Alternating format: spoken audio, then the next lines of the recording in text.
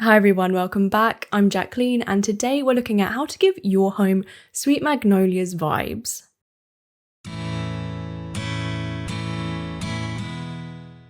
Hi guys, I'm back with another topical TV show video. A while ago I made an interior analysis video on the TV show Gilmore Girls and you guys loved it and it was so much fun, so I thought that I would look at the interior design and architecture of a show I've been loving recently, which is Sweet Magnolias, which I believe is one of the most watched Netflix shows this summer. There's some great interiors and houses on the programme, and I'm sure if you've been watching the show, you would have also wondered about the interiors too. And if any of you are new here, I just want to welcome you to the channel. I really appreciate you joining us today. We talk about interior design, home decor, graphic design, art, and even architecture. So if any of that stuff interests you, feel free to stick around.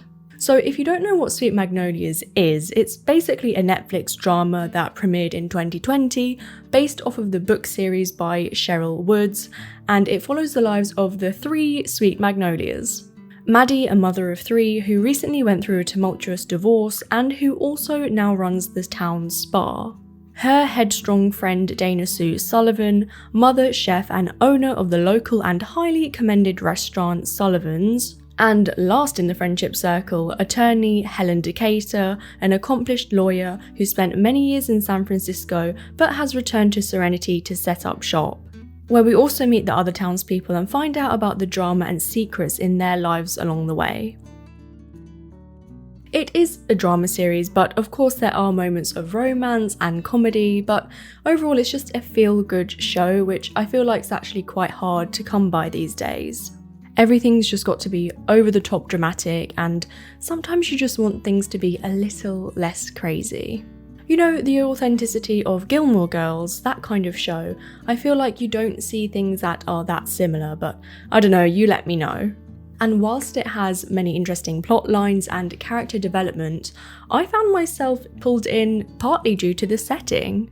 I would say that the set design can be described as a captivating fusion of southern charm and modern elegance.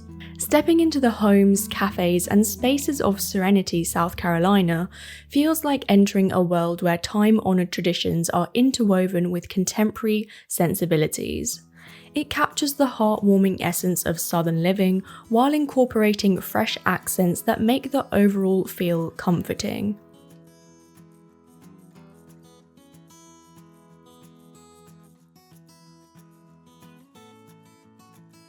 The show is set in the South Carolina town of Serenity, which in real life is actually not even shot in South Carolina. It's filmed in the former's southern neighbouring state of Georgia. However, author Sherryl Woods says that it was actually based off of a place in South Carolina called Sumter that she visited often. Grand houses often found in South Carolina feature symmetrical facades, elegant columns, and expansive verandas. The attention to detail such as ornate mouldings and intricate wrought ironwork reflects the opulence of the South. And places like Charleston, where Serenity is supposed to be located near to, have made a name for themselves in the world of architecture. The city's historic district is a treasure trove of cobbled streets, colourful row houses, and well-preserved examples of Georgian, Federal, Greek Revival and Victorian styles.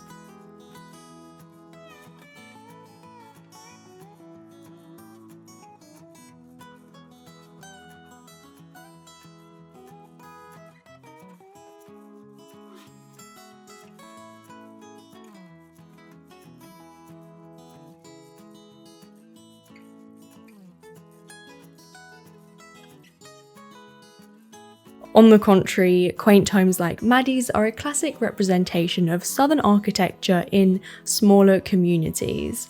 The 1910-built two-storey house features a gabled roof, a welcoming wide front porch, white wooden columns, brick chimneys, some kind of window on the gable end, balustrades, and a wooden shiplap exterior. The wraparound porch with comfortable rattan lounge chairs invites relaxation and gatherings, symbolizing the sense of community that is central to the show.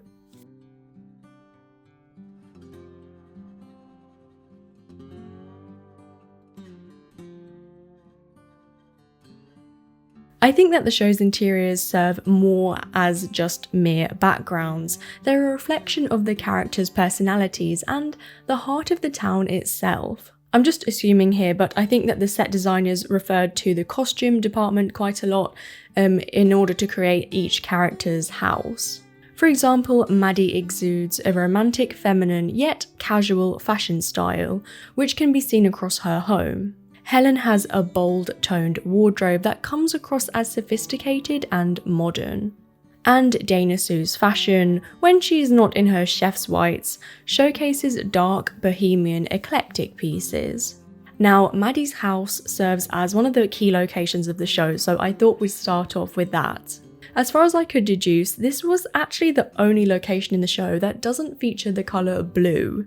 For example, Sullivan's is teal, Dana Sue's house is a dark denim blue, Helen's house is a Yale blue, even the exterior of her house is blue, and of course the new corner spot is a tranquil baby blue. I guess you could classify Maddie's kitchen as blue if you really wanted to, but I like to think of it more of a mint green. It's hard to tell the real colour due to the lighting and the colour grading that they've put. One of my favourite places in her house is the outside porch area. In particular, the palm leaf ceiling fan, which are evocative of the South.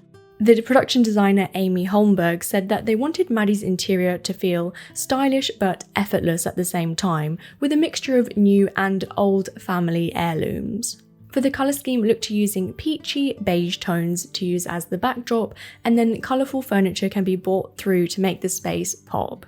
Like this satin tufted amber sofa, which is incredibly unique. In terms of textiles, Victorian damask wallpaper or a country pattern in a biscuit shade would dress the space perfectly. Below the wallpaper, at least in the living spaces, is a shadow box type of wainscoting wall treatment, in order for the house to have a quaint, old-fashioned atmosphere. Sheer tie-top curtains with detailing to frame your windows, a vintage pattern style rug, blue armchair with a brass frame, a high back striped armchair, blue double tier coffee table and rustic wooden sideboard, Victorian coat rack, a black candlestick base floor lamp, and a pendant lampshade to match the sofa.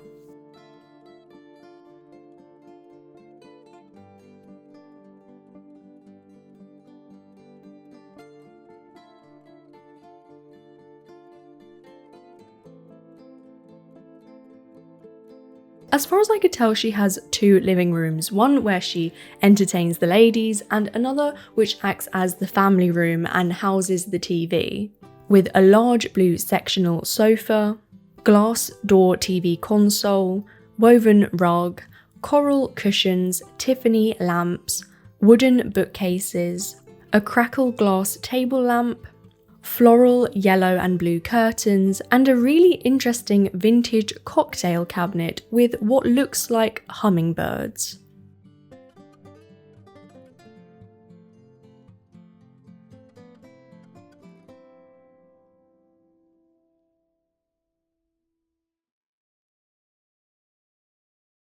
To tie into her feminine fashion, a lot of the artwork in the house has a floral theme, which I also think adds to the cottage farmhouse scheme. Other wall art includes antique second-hand pieces, again adding to the vintage flair, and her own children's artwork. If you're a fan of the show, then you'll know that the ladies pour it out once a week over some margaritas. Or is it more than once a week? I don't know. And because of that, I find each character has a very impressive kitchen. Maddie's traditional shaker kitchen comes to life in a mint green shade and shiplap walls in the same colour in the dining room to tie the spaces together. Another textile that gleams is the geometric tile backsplash. An antique palazzo style makes the modernised shaker kitchen have that traditional edge. Clear schoolhouse pendant lights above the kitchen island, complete with extra large basin and antique brass faucet. The large black and gold gas range, which I believe to be by the brand La Sanche. Woven rope pendant light above the dining table.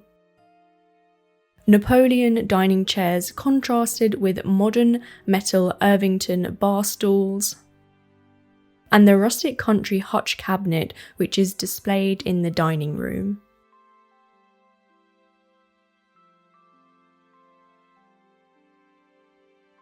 Maddie's house is by far the most traditional in my opinion, and it can be summed up as feminine, vintage, and a farmhouse country style. The space I find is modernised with chic new furniture, and then vintage and antique tchotchkes have been placed within the set to make the house have more character and, of course, homely. Now, Dana Sue's interior is quite different to Maddie's in the sense that Maddie's is light, bright and airy, and Dana Sue's is dark, moody and has really bold punchy pops of colour. If you're going for this look, then pattern is going to be your best friend. The interior is completely filled by a deep denim blue paint finish. Even the front door is painted, with some whimsical nature-themed wallpapers here and there to break up the spaces. My personal favourite is actually the wallpaper print used in Sullivan's. Such a gorgeous blue citrus print style. The interior choice feels like a moody maximalist approach, which is a good starting point if you're looking for the same kind of style. It usually features jewel tones, an excess of pattern, and unique furniture items. In other words, it's an eclectic style with a dark palette. To recreate the look, fill your space with a rattan boho chair, a damask print high back, industrial darkwood furniture, a modern tiered globe floor lamp, dark brown Scandi leather sofa, blue beaded pendant light, brown leather bar stools and dining set, and a dark teal pattern rug.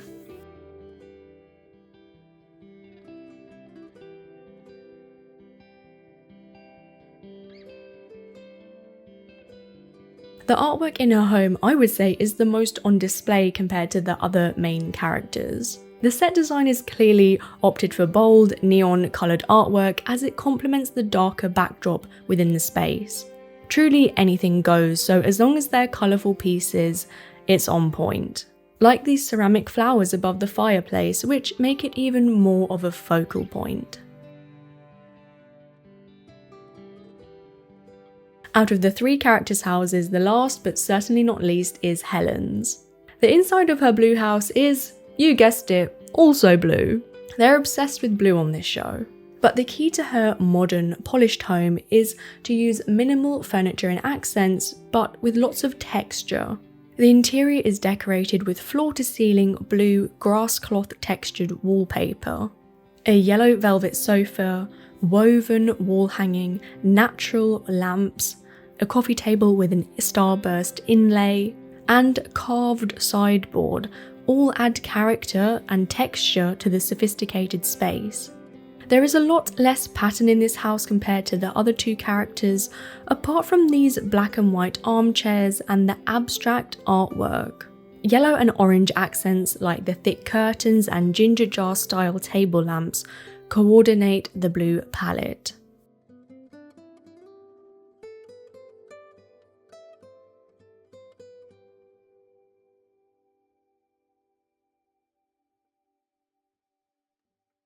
Helen's house is the most put together and curated in my opinion. For example, the interior and furniture just seems more luxurious. My favourite item in her house is the modern set of 3 mirrors by the front door, an item that is both practical and polished, just like Helen herself.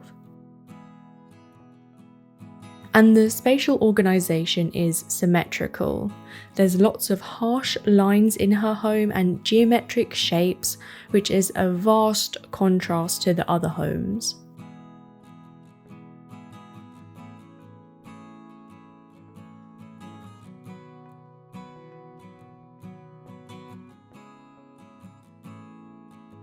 In season 1, we see the Sweet Magnolias embark on a new business adventure to turn Miss Frances' house into the new spa.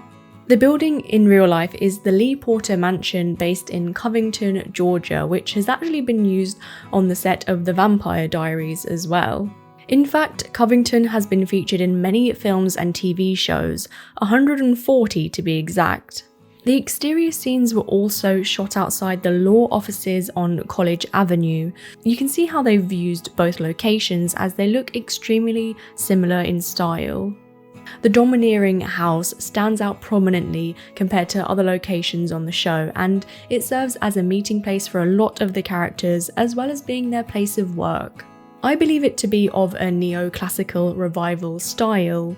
Initially I thought it was part of the Greek revival type homes of the 19th century, however the paired windows, transom with fan and side lights, classical eave detailing with the dentil moulding, and side porch are all leaning towards neoclassical. Whilst the exterior is the most iconic part of the corner spa, the interior has a lot of its own sparkle too. The design of the spa is all about relaxation and tranquility, obviously. It's a place where the characters go to unwind, and the spa's design plays a crucial part in conveying that peaceful atmosphere. Soft colours, plush textures, and an ambiance of plants create an oasis of serenity. No pun intended. Again, we see a blue colour palette, but this time muted by using a duck egg blue tone to give an overall calming and zen space. The flooring is a distinguished choice that lays the way to the reception desk.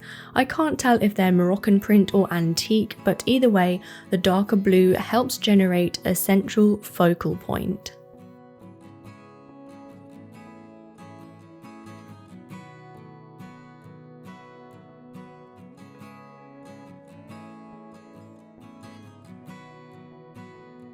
The palette is subdued and there doesn't really need to be more colour, but a few hints here and there always lift a movie set.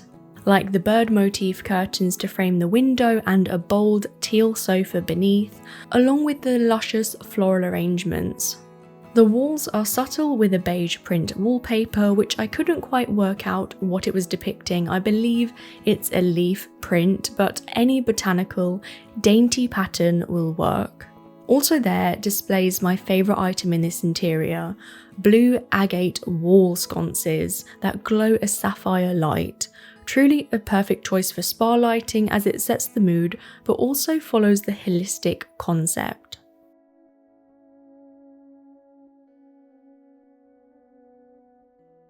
The star of the decor pieces, I'm sure you'll agree, are the boho rattan chairs either side of the side lights at the entrance.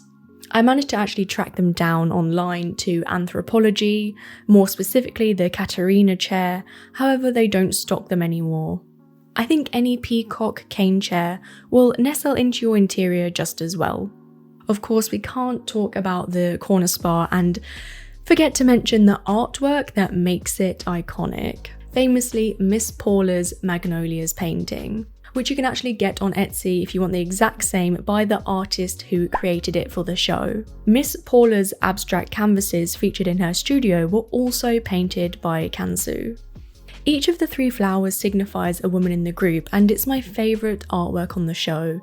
Any floral acrylic painting with gold gilding will emulate the same style. If you're looking for a way to lightly dust your interior with art, just like the curtains in the cafe space, bird-themed wall art is sparsely placed throughout the set.